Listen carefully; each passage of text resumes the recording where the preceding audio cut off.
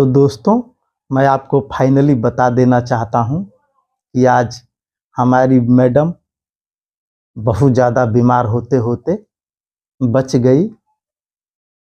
थोड़ा मोड़ा जुकाम है, एकदम नाना खाना न पेटिया पापा के कुल हंगारा और एकदम काटनी हो खा जाता पूरा शरीर एकदम जान लगी टूटा ताटे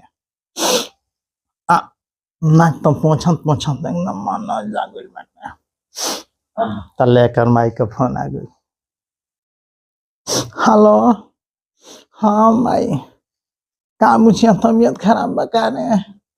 हाँ माई, तबीयत खराब बा 2-3 दिन से, बड़ा जुकाम हो गई बेटे। अरे मुझे को मत हमरो है हाल में दिन भर नाक छिनक और मुझे को का समाचार बाटे।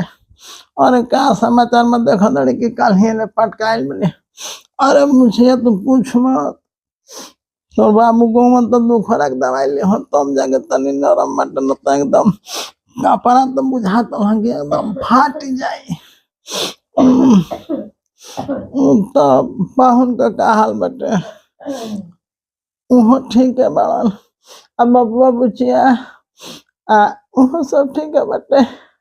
अच्छा, और कौन ठीक बना? हाँ ठीक बटे। अच्छा रखो तनी हमार मन नहीं खेगा